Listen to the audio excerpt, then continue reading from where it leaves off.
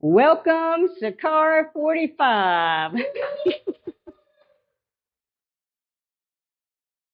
It is my pleasure to introduce our next speaker, and I'm very grateful for her because she volunteered to record every speaker at the last minute. So because of Miss JacQueline, everybody who is not here will be able to see these videos, and you can see them on Mary Hardy's YouTube. Thank you very much. And now, having said that, Miss JacQueline will be speaking about activation of the soul. And it is my pleasure to introduce JacQueline.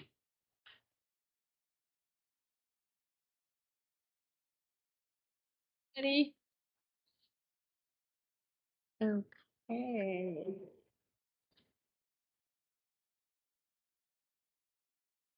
All right. So why are you here? Good question. All right. So everybody's aura looks really nice, first of all. And how many of you feel like you're on the path? How many feel that you're farthest along the path that you need to be at this point in time? Okay, so how many feel like you're far enough, you're as far as you want to be at this point in time?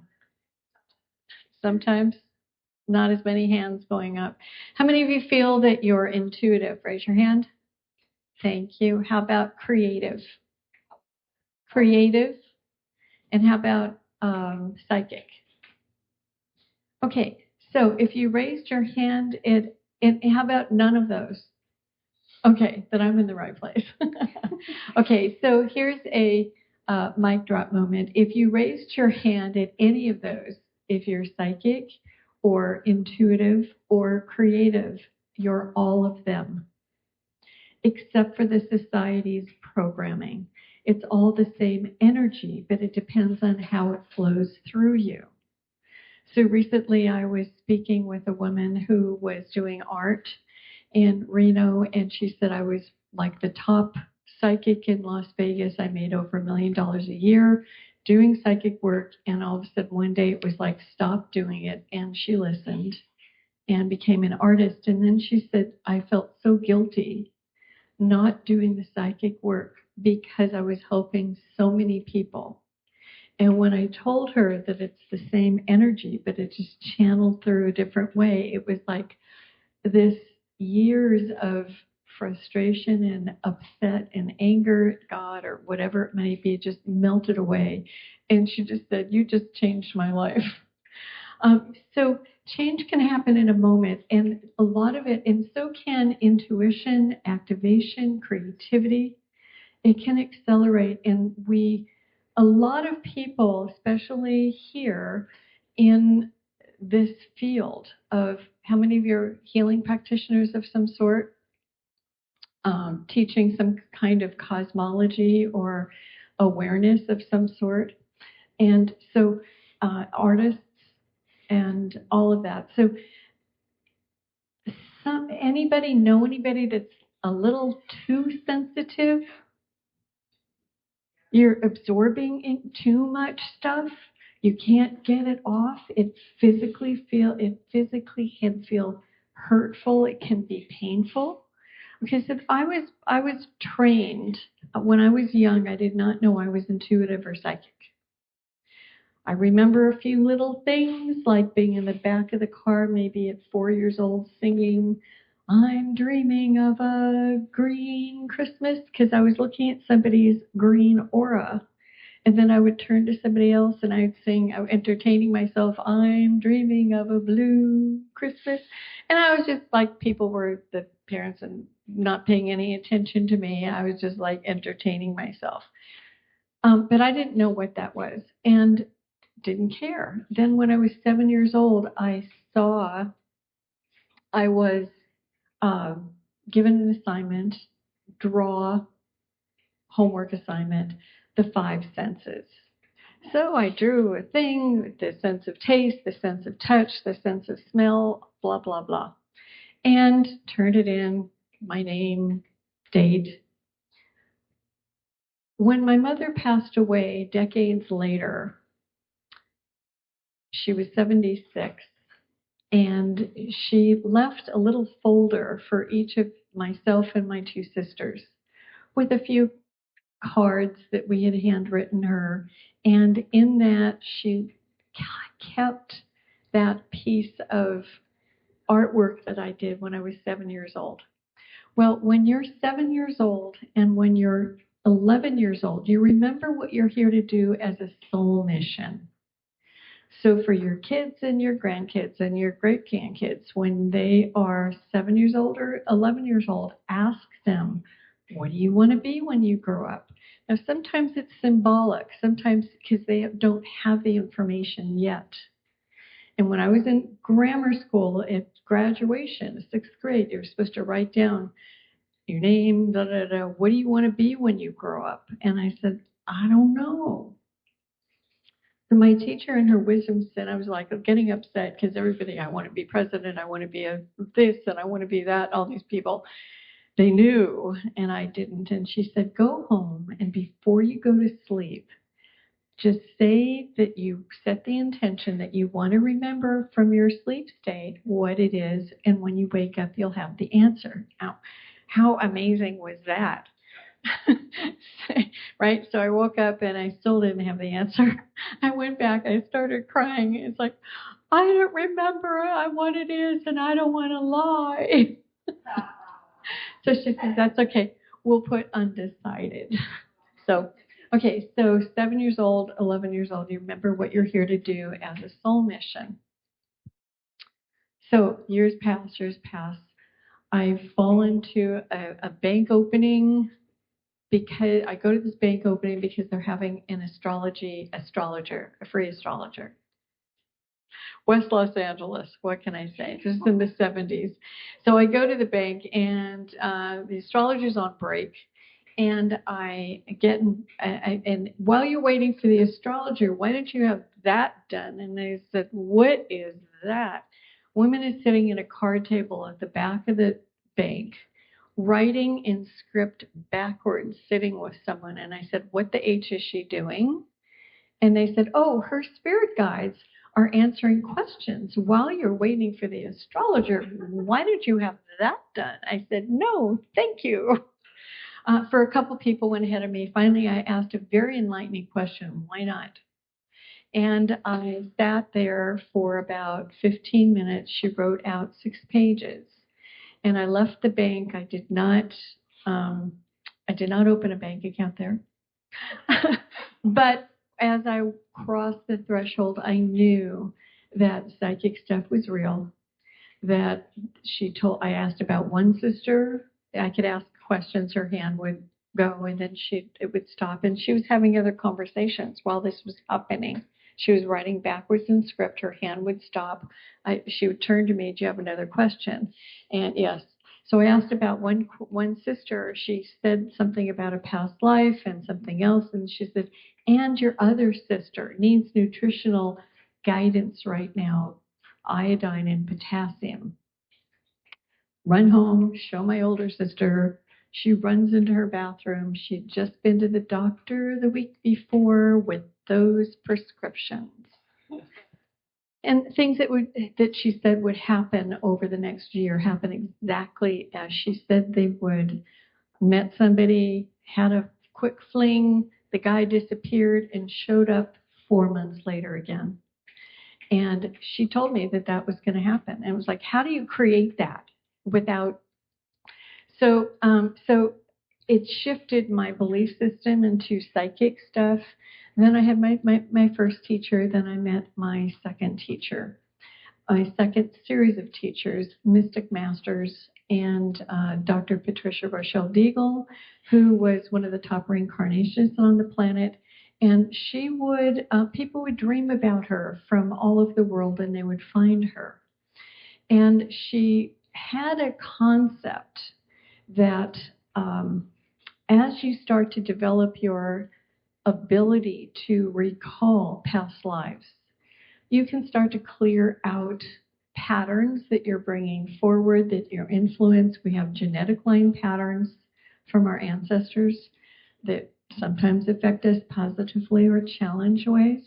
And then we have our past life, our soul memory, that can have the same challenges or opportunities. And then we have our present life issues that we carry forward going forward. And so she said, well, with the past lives, not only can you clear up the past with the challenges, but you can also tap into talents and abilities that you've earned and learned in the past, bring them forward and integrate them. So all of a sudden, if you spent 10 lifetimes studying art and you go, what should I do? And all of a sudden you say, art. You don't have to go to 4 years of college to learn all the techniques. You've already learned them. Do some meditation, pick up the brushes, and just start. And you'll surprise yourself at the insights and the guidance that you will get, because all of a sudden you'll turn on YouTube and you'll see somebody doing the techniques that you want to do, showing you exactly how to, reminding you exactly how to be better at what it, and all of a sudden you get it. So I just recently met another artist there are a lot of artists in Reno. It's a big art, I think it's the 5th largest art community city in the country, surprisingly enough. But there's a lot of support for art of all forms. And so there's another artist, and she said, what was she? She did some form of art, but she got into an artist loft, and she couldn't do that anymore. I think it was music or something. Anyway, she started teaching herself art, and she was showing us pictures and pictures and pictures, the depth, the perception, it was just brilliant. And she says, well, every day I spent an hour studying, and then I would go out for 2 hours and I would practice every day for a year. And I've mastered all of these techniques. So within us, we can learn all kinds of things. And so the evolution of consciousness, what Patricia Rochelle Deagle said was, if you start to connect with your past lives, eventually you'll start to, anybody ever hear of something called immortality? Okay, so eventually you'll become a psychic, intuitive, metaphysician, magician, mystic, adept, master teacher. And there are things beyond that as well. So a master teacher has influence or control over time and space. So on Patricia's 50th birthday, she had a group meditate together, and she would create a one mind energy so that everybody in the group would be seeing and sensing the same thing at the same time in pretty much detail. And so her intention was, let's connect with my future self on my 50th birthday. So the meditation started, and then as it continued, her future self, the master teacher named Orion, teaching in a school for adepts in 2600 AD, went into meditation to connect with his past life named Patricia Rochelle. And everybody started to see this tumbling cube, 9-squared cube, which was actually not just a flat surface, but almost like a Rubik's cube. And seeing this cube tumbling in space and saying, this is the cosmic mandate. And the cosmic mandate is what we're teaching here in 2600 AD in the School for Adepts. And it shows how all of the esoteric sciences fit together. It shows natural law and how things progress and develop. And over the next 12 years, we're going to be sending back the messages so that you can start teaching it now. So I connected with Patricia Rochelle about 8 years into that process of them. So they already had something called the Trinity Seminar developed, and a lot of other courses, the ESP course, Psychic Development, and keeping everything balanced and keeping everything grounded. So as far out into the ethers or energy fields, different dimensions, there's color worlds, there are sound worlds, there are so many different universes, as far out or different as we went, as you oftentimes a group or sometimes on the inner planes. We would go to classes in our sleep state in the inner planes, and it's easy to teach people to do that. And so we would come back with the information, and the point was, as far out as we got, the teachings always said, grounded. Be grounded. You're here now for a reason. Be here now. Anybody hear that phrase? Thank you, Ram Dass. Okay, so be here now. So the flakiness or the spaciness or all of that is not necessarily the best. There's a time and place for that. And sometimes it's important to process, especially since a lot of us are not in ashram type settings. We're out in amongst them. And it's sometimes challenging, especially with the current phasing and frequencies that are bombarding the planet and releasing from the planet, and all of that whole spectrum in place. So staying grounded, staying centered and present, I think is very important and valuable. And there are ways of, if you have that spacey thing or you pick up too much like a sponge, there are ways of adjusting for that sensitivity so that you don't have to be distracted, disturbed, or in discomfort because of that. So, and it's a very simple technique. It's called a ring pass knot that was written about through Alice Bailey. And simply you stand about feet about shoulder width apart. You can put your arms straight out like that, and you use your pointer finger. Now, why your pointer finger? In esoteric palmistry, your pointer finger is Jupiter. Jupiter's expansion, but it also sends energy. And in the Hawaiian Islands, it is illegal for a real kahuna to walk up to a house or a structure, stand in front of it, and point his pointer finger at the house. I was sitting in a Trinity in a group. I was supervising this group, and this kahuna, this young woman, she was in her mid-30s. I can call that young now. And this woman was sitting in a Trinity, and her buttons were getting pushed big time. Everybody had their eyes closed. It was past life, and all of a sudden she was like, and the guys go, ah, and they're sitting about 2 feet away from each other. And I walk over and I grabbed her pointer finger. I said, stop it.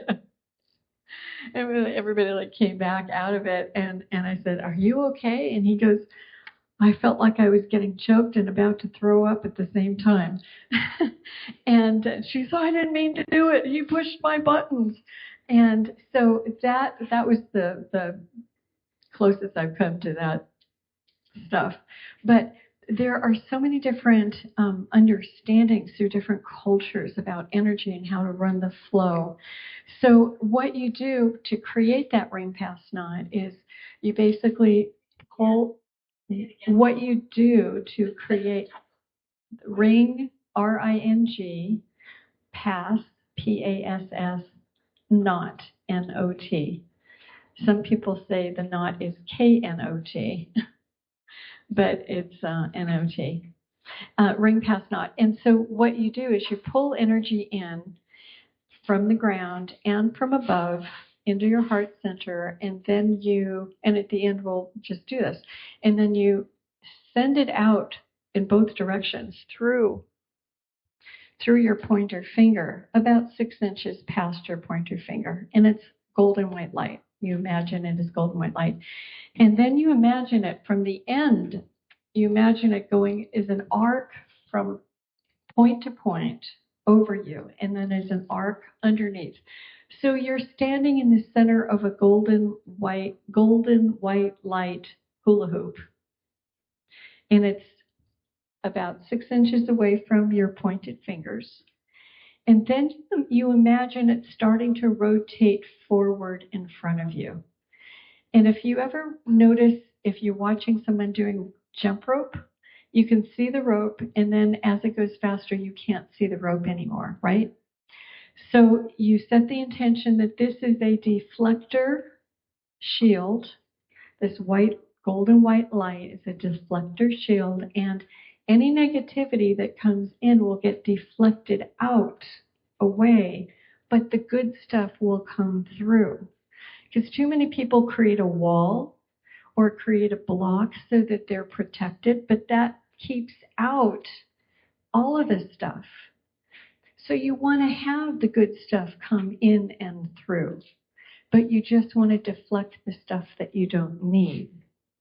And so you only need to do that once in a lifetime if you do it seriously. And that golden white light of protection expands or contracts when you need it. So I live in a place where there's casinos. There's a lot of really not so great stuff in there. Reno is, what I've heard, is one of the top child trafficking locations or women sex trafficking locations in the country. I haven't run into that, thank God, but there's a lot of weird stuff out there. And we're also on a major ley line coming across the country. So with all the gold and the silver in the hills, and I live on a place, I'm renting a place that has solar, I've got geothermal water in a pool in my space. It's like, who's got that? Yay. All right. So it's in the right place at the right time. And so I'd like each of you to say to yourself right now, I am always in the right place at the right time, saying and doing the right things. And that's the truth. And so when that happens, when you take that on as a daily affirmation, I'm always in the right place at the right time, saying and doing the right things, so it is. Until I'm driving away from a manifestation course, and it was right before you had to wear the seatbelts, and so I didn't have mine on. You can tell how long ago that was. And I hear the little voice, don't be lazy, put on your seatbelt. Oh, all right, click. And come up to the intersection, light, green light, look both ways, proceed. Truck comes barreling through, smashes my car, goes into spins. 16 people came back to this scene to give their testimonial. It's like, when does that happen? Why does that happen? Anyway, I was taken away to the hospital. I was supposed to be interviewed that day for a front page article of the Santa Monica Mirror as a psychic, and all I could think of is in the hospital room was she's going to ask me, if I'm so psychic, how come I got into a car accident, right? And I just like, okay. So I got over that, and over the next 6 months, having to go through their system of doctor's appointments, and where they really didn't do anything, and blah, blah, blah. So finally I said, that's it. I'm going to my other teacher who's a chiropractor, and 2 chiropractic sessions. I was like, fine. But I had to play the game. 1 year from then, I learned a lot, because one of the people, I was just leaving to go for one of the therapy sessions, which was a 45-minute drive each way. So that's an hour and a half of my time, plus an hour. That's 2.5 hours, a couple times a week. That's like, I don't have time for this, blah, blah. And the phone rings. I answer the phone. Somebody wants a reading, a psychic reading for me. And I said, booked the happy, I said, by the way, how did you come about calling me? Oh, well, I was just flying in from New York, and I was talking to somebody in the airport and on the plane, and it came up, and this woman that handed me your card didn't have a reading from you either, but her friend gave you the card, and so it sounded so good I had to call and have a reading. And so I'm driving, processing this like, wow, I'm working so hard to get my advertising out and all this other stuff. And I'm getting sessions from just God is guiding people to me. I'm working too hard. And so how many of you are working too hard or frustrated with lack or challenge with more abundance or whatever? So use what you've learned over this weekend and start to make this shift. And some of your internal languaging needs to change to it hasn't happened yet. Add the word yet. I don't have that yet. I don't have the money to come to the conference yet. It opens up because sometimes when we go, yes, I can, the opposite positive affirmations don't feel alignment with truth. So going back to the bars training, they're talking about asking the right questions and coming from the right place of source and connectivity. So let me go through a little bit about the blueprint of consciousness, and there's a way of accelerating your awareness in terms of where you are on the spiritual path. But if you don't know the map, sometimes it's hard to know where you are or what issues are coming up. Is that right? Okay. So we start with this blueprint, and in the blueprint is like everything. So we're going to look at the overlay, because there's about 30 charts that I have. One chart is astrology, one is numerology, one is palmistry. I've taught classes in each of these psychic sciences or intuitive sciences. And I used to also teach the Walter Russell Universal Law, Science, and Philosophy course. I stopped teaching that, and Leo Russell became a friend of mine. She co-wrote the course. I stopped teaching it, and I didn't tell Leo why. But in the course, they never really talked about past lives, about how to recall past lives. They talked about connecting into a oneness of consciousness, which was beautiful. And the Walter Russell material is very, very deep, and it's phenomenal. There's a little book called The Man Who Tapped the Secrets of the Universe that is an overview of Walter Russell. He started having his illumination experiences every year, starting at 21 years old. And at 44 years old, he had a 40-plus day illumination experience. In 1926, when he was taken into many different dimensions, wrote a book called The Universal One, which was scientific explanation of how the universe was created from chemistry, physics, etc. And Mary Hardy would often, whenever she would hear Walter Russell, she would light up. Oh, that's great that you know Walter Russell. That's phenomenal. Okay, but I knew that Leo said when I started talking about past lives, which was my main training, how to teach people how to get into past lives and remember them and utilize the information and then go forward to connect with your future. And that's really where your past lives and your future lives, if everything's infinity, let's just say your past.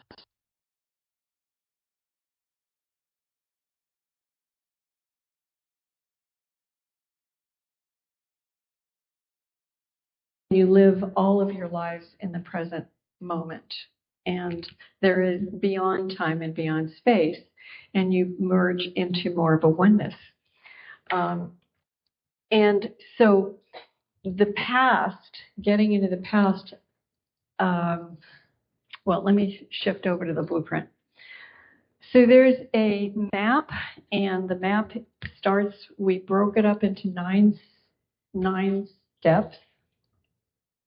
And I'll just finish the little Russell. I knew that she wasn't really, the material didn't really get into past lives. So basically, I didn't say, well, your material isn't really getting into past lives, so, because she said you shouldn't water down the truth or change the truth. So there was a kind of a limited viewpoint from my perspective in my experience. So there's universal laws. So the law of one is the oneness, the undivided two, and then we get into balance. The universe goes on for a long time, and it's there. And it gets a little bored. So it breaks itself into two. The nature of that two is negative and positive, female and male. And the two sides can look at each other, and it's there for a couple eons. Yay! And then it gets a little bit bored. And then it breaks up into three. And positive, negative, and what this three is really vibration. And the vibration is moving things into frequency. And this is not form yet, but setting up the foundation for form. And so three is vibration, and then four says that it's going to, the form is going to have structure. It'll have physical, emotional, mental, and creative. So here's all, and then you have masculine and feminine, and then you have like physical, emotional, and mental. So you start to add mind. Now, just another way of looking at this would be the mineral kingdom. This would be the flower. There's consciousness in the rocks. And they have masculine and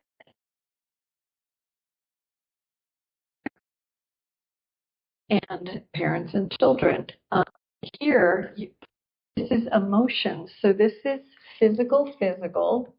This row is physical, and this first column is physical. So this would be rocks. And then this would be physical, emotional, adding the emotions, and we've got the flowers, physical form with the ability to respond to stimulus. Flowers. Then the next level would be the animals. We've got physical form, the ability to respond to stimulus, and a mind. Now, animals have group mind. They follow the leader, a lot of them. Gaggles of geese, groups of herds of horses. The lead horse gets stampeded from fear of a lightning storm, runs off the cliff. All the other horses follow suit. They don't think independently. They work as a group. They work as a hive. And so animals are there, physical, emotional, and then mental. The next level of evolution is adding emotion at a higher level.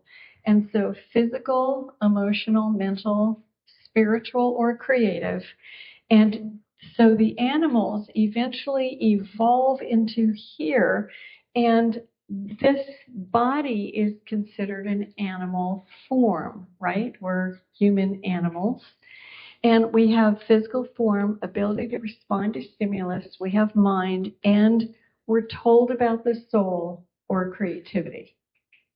Now, there's an initiation that happens right here to separate the animals from the hive mind into individuals. But the animal humans or human animals, your pets that are animal human-like with personalities, or the people that, or the general public, let's just say, they're told about the soul, but they haven't experienced it yet. And they keep in control through either religions that teach fear If you're not good, you go to hell. You go to hell. Okay. Or if you're not good and don't believe in religion, you'll go to jail or you'll be punished. So because they don't have the capacity to feel right from wrong. So the story of Pinocchio is basically the story of the little wooden dummy that was created, and Pinocchio is put out and outside, and his father creator says, go out and learn, go to school, learn, and be a good boy. So he turns to Grasshopper and says, Grasshopper, how do I know if I'm good or not? Well, let your conscience be your guide, tap dance. And Pinocchio says, I don't know if I have a conscience. And he goes, well, I'll be your conscience. So toward the end of the story, he doesn't listen. He gets into the bad boys thing. The boys are being turned into donkeys, workhorses, aka asses, and they have a lot in life that is not the most uplifting, pleasant. Pinocchio sprouts ears and a tail. Uh-oh, Jiminy Cricket, the cricket comes in. Quick, follow me. He finally listens to his conscience. The story continues. They go into the bottom of the sea, finding his creator, the bottom of the depth of the subconscious, symbolically, reconnects with his source creator, his dad. They build a fire, spiritual energy get blown out. At the end of this story, Pinocchio's in bed, and the good fairy comes flying into the window and says, Pinocchio, you've earned the right to be real flesh and blood. Clink with the fairy wand. He's a real boy. That's the initiation going into here. Emotional, creative space. And we have physical, emotional, mental, creative, spiritual, and etheric, and then atomic. If people get into this space, they get accelerated forward very quickly in consciousness, starting to wonder, why am I here? What is my purpose? Who am I really? They start exploring like past lives and metaphysics. But the general public has been here or here.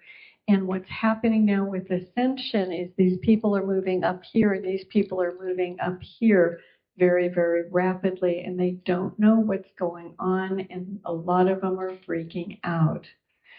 So whatever you're doing in your life right now, be sure to share it with people with no apologies. I've heard too many apologies this weekend with people that are more advanced than average. So if you're one of them, either here or on the camera watching, it's time to do a meditation, forgive yourself, ho'oponopono, reconnect with Source, and accept your position and your ability, whether it's just cooking with love and sharing it with your neighbors or whatever it might be. And so we move into metaphysics, and we start going into law of 7 and 8, the 7 basic chakras. Law of 8 is magicianship, really how to use it powerfully. And then we get into mental.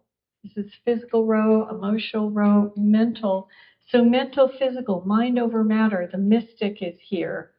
Here, mental, emotional. The adept is here. Mental. The master teacher at this level is here. And then as you move up into 7, 8, and 9, new levels appear to you guys. When you're in a mystic level, you at the different levels of remembering all of your past lives. And so you're able to start to pull forward talents and abilities and the information that you need at the time that you need it to help someone with teachings or counseling. And stuff just goes coming to you in different ways. So there are the ways that I was to accelerate my path to move up there. and was through the Trinity process. And the Trinity process is basically very simple to do. It's 3 people, but a lot of people try it with 2, do it with 4 or 5 because they don't have 2 groups of 3, or they think, oh, we'll do 6. Sacred geometry. If you want to do the Trinity, do it with 3 people. The energy works differently with 4. It works differently with 5 or 6. And how you position those patterns of 3 or 4 or 5 makes a difference as well.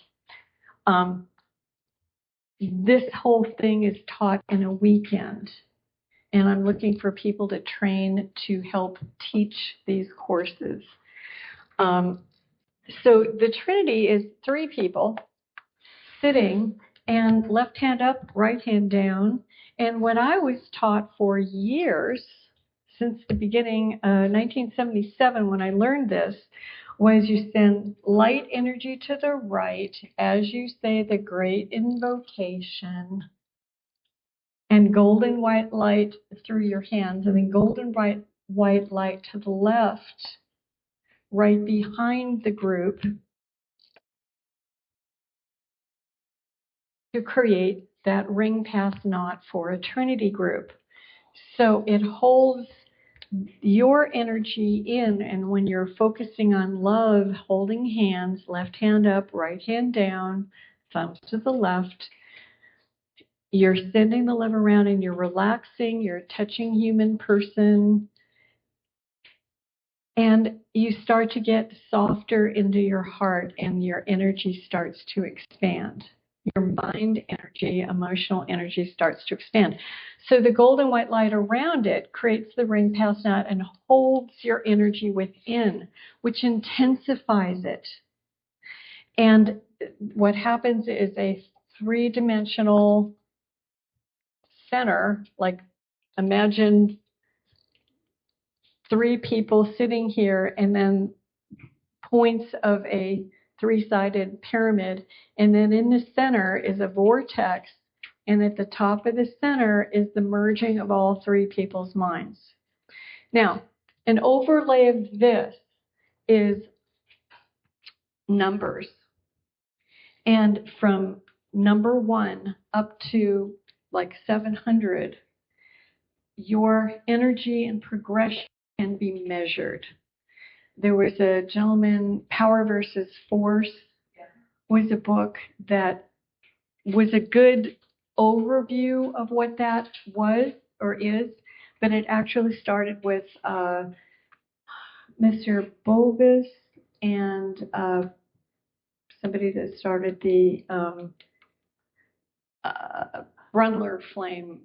So anyway, there's a lot of history as to where that material came from, although the author of Power versus Force said it just came to him. Maybe.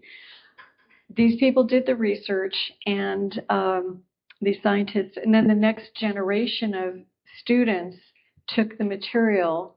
It broke into 3 different groups, and then those people got older and passed on, and our group inherited all 3 groups of research and put it all together to the blueprint.